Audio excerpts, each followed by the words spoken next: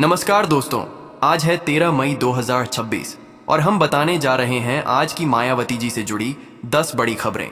लेकिन आज की सबसे बड़ी खबर यह है कि मायावती ने लॉकडाउन की लेकर मोदी सरकार पर तंज कसा है, जिससे सियासत में हड़कंप मच गया है। अब इसकी पूरी जानकारी क्या है, आपको आगे खबर में पता चलेगी, इसलिए वीडियो को पूरा देखें। और अगर आप मायावती जी से जुड़ी हर खबर सबसे पहले जानना चाहते हैं तो अभी चैनल को सब्सक्राइब कर लीजिए। तो अब शुरू करते हैं।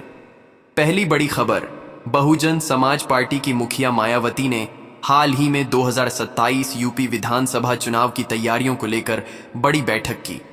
इस बैठक में संगठन को बूथ स्तर तक मजबूत करने पर जोर दिया गया। खबरों के अनुसार पार्टी में युवाओं को जोड़ने और नई रणनीति बनाने पर विशेष चर्चा हुई। साथ ही आकाश आनंद की भूमिका को लेकर भी पार्टी कार्यकर्ताओं में काफी चर्चा रही। दूसरी बड़ी खबर, बीएसपी प्रमुख मायावती ने डॉ. भीमराव आंबेडकर जयंती के मौके पर बड़ा शक्ति प्रदर्शन करने का ऐलान किया था। इस कार्यक्रम को 2027 चुनाव अभियान की शुरुआत माना जा रहा है। मायावती ने साफ कहा कि पार्टी अपराधी छवि वाले लोगों को टिकट नहीं देगी और संगठन को नए सिरे से मजबूत किया जाएगा। तीसरी बड़ी खबर, हाल ही में मायावती ने लखनऊ में बीएसपी संस्थापक कांशीराम की जयंती पर श्रद्धांजलि दी। इस दौरान पार्टी कार्यकर्ताओं की बड़ी भीड़ देखने को मिली। मायावती ने बहुजन आंदोलन को आगे बढ़ाने और संगठन को मजबूत करने का संदेश दिया। चौथी बड़ी खबर, बीएसपी में एक बार फिर आकाश आनंद की भूमिका चर्चा में है। पार्टी में उन्हें राष्ट्रीय स्तर पर बड़ी जिम्मेदारी दी गई थी और उन्हें संगठन का अहम चेहरा माना जा रहा है। कई रिपोर्ट्स में कहा गया कि युवाओं को बीएसपी से जोड़ने के लिए मायावती लगातार आकाश आनंद को आगे बढ़ा रही हैं। पांचवीं बड़ी खबर, यूपी की राजनीति में ब्राह्मण वोट बैंक को लेकर चल रही हलचल के बीच मायावती ने योगी सरकार के मंत्रिमंडल विस्तार पर सवाल उठाए। मायावती ने कहा कि सिर्फ प्रतीकात्मक राजनीति से जनता की समस्याएं हल नहीं होंगी। उन्होंने कानून व्यवस्था और दलितों पिछड़ों से जुड़े मुद्दों को भी उठाया और बीजेपी पर निशाना साधा। छठी बड़ी खबर, बीएसपी सुप्रीमो मायावती ने हाल ही में चुनावी तैयारियों को लेकर पार्टी पदाधिकारियों को साफ निर्देश दिए कि सोशल मीडिया पर पार्टी की मौजूदगी को मजबूत किया जाए। उन्होंने कहा कि विपक्षी दल बीएसपी को कमजोर दिखाने की कोशिश कर रहे हैं, इसलिए कार्यकर्ता जमीन के साथ साथ डिजिटल प्लेटफॉर्म पर भी सक्रिय रहें। पार्टी के अंदर युवाओं को ज्यादा जिम्मेदारी देने पर भी जोर दिया गया।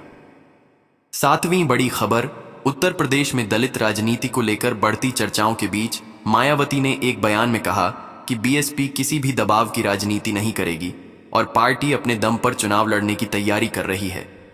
उन्होंने कहा कि गठबंधन तभी होगा जब बहुजन समाज का हित सुरक्षित रहेगा। इस बयान के बाद यूपी की सियासत में नई चर्चाएं तेज हो गईं। आठवीं बड़ी खबर, हाल के दिनों में बीएसपी के पुराने नेताओं की वापसी को लेकर भी खबरें सामने आई हैं। बताया जा रहा है कि मायावती संगठन को फिर से मजबूत करने के लिए पुराने अनुभवी चेहरों से लगातार संपर्क बनाए हुए हैं।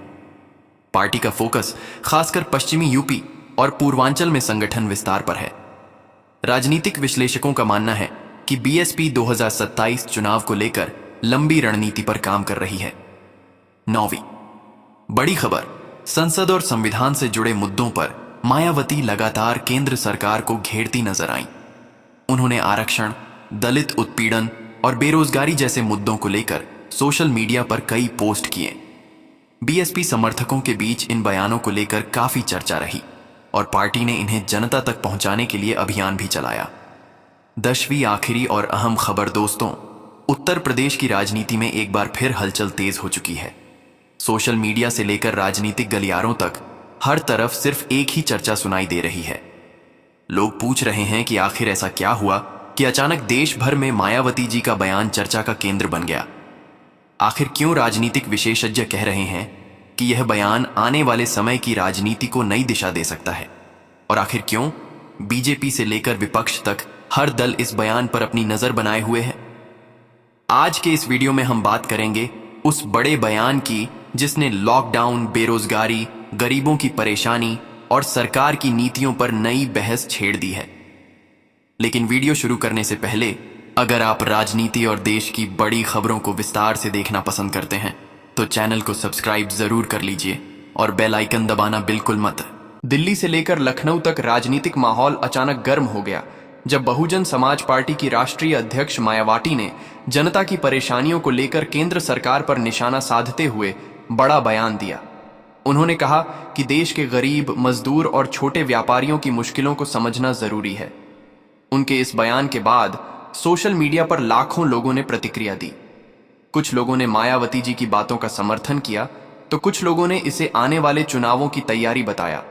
लेकिन इतना जरूर साफ हो गया कि बहुजन राजनीति एक बार फिर नए अंदाज में मैदान में उतरती दिखाई दे रही है।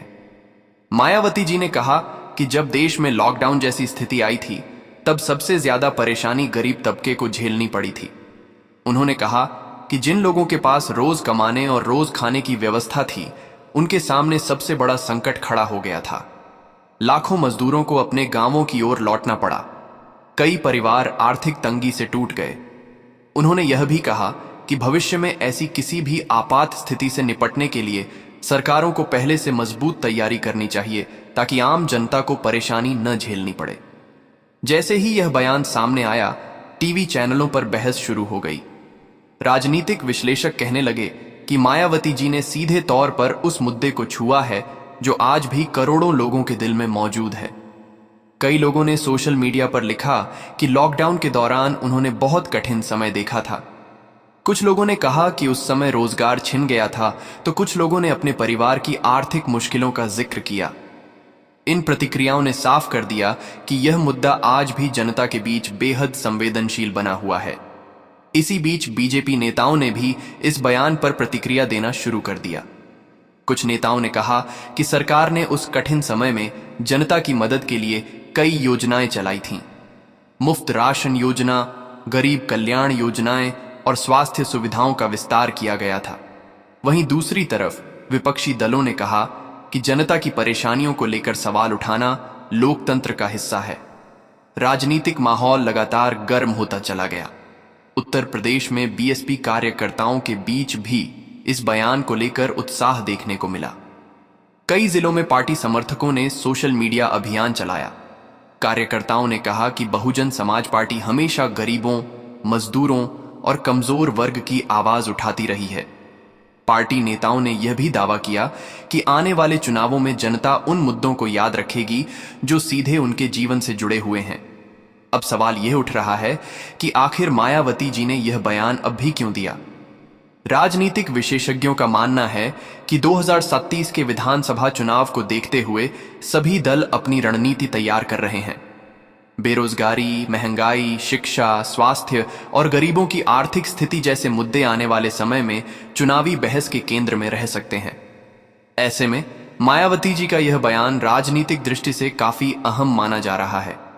कुछ विशेषज्ञों का कहना है कि बहुजन समाज पार्टी अपने पुराने वोट बैंक को फिर से मजबूत करने की कोशिश कर रही है। खासकर दलित, पिछड़े और गरीब वर्ग के बीच पार्टी अपनी पकड़ मजबूत करना चाहती है। लॉकडाउन के दौरान मजदूरों और गरीब परिवारों की जो तस्वीरें सामने आई थीं, उन्होंने पूरे देश को भावुक कर दिया था। शायद इसी वजह से मायावती जी ने जनता के उसी दर्द को फिर से उठाने की कोशिश की है। राजनीतिक हलकों में यह चर्चा भी शुरू हो गई कि क्या बीएसपी आने वाले समय में नई राजनीतिक रणनीति के साथ मैदान में उतरेगी। कई लोगों का मानना है कि पार्टी सिर्फ जातीय राजनीति तक सीमित नहीं रहना चाहती, बल्कि रोजगार, शिक्षा और स्वास्थ्य जैसे मुद्दों को भी मजबूती से उठाना चाहती है। अगर ऐसा होता है तो यूपी की राजनीति में बड़ा बदलाव देखने को मिल सकता है। सोशल मीडिया पर कई वीडियो वायरल होने लगे जिनमें लोग लॉकडाउन के समय की घटनाओं को याद कर रहे थे। कोई कह रहा था कि उस समय नौकरी चली गई थी, तो कोई कह रहा था कि परिवार चलाना मुश्किल हो गया था। इन वीडियो के साथ मायावती जी के बयान को जोड़कर बड़ी संख्या में शेयर किया जाने लगा। इससे साफ हो गया कि यह मुद्दा लोगों के दिलों को छू रहा है। इधर राजनीतिक विरोधियों ने आरोप लगाया कि बीएसपी सिर्फ चुनावी फायदा लेने के लिए पुराने मुद्दों को उठा रही है, लेकिन बीएसपी समर्थकों ने जवाब दिया कि जनता की परेशानियों को उठाना राजनीति नहीं बल्कि जिम्मेदारी है। यही वजह है कि बहस लगातार तेज होती चली गई। दिलचस्प बात यह रही कि इस बयान के बाद अचानक बीएसपी के सोशल मीडिया पेजों पर एक्टिविटी बढ़ गई। युवा कार्यकर्ता लगातार वीडियो,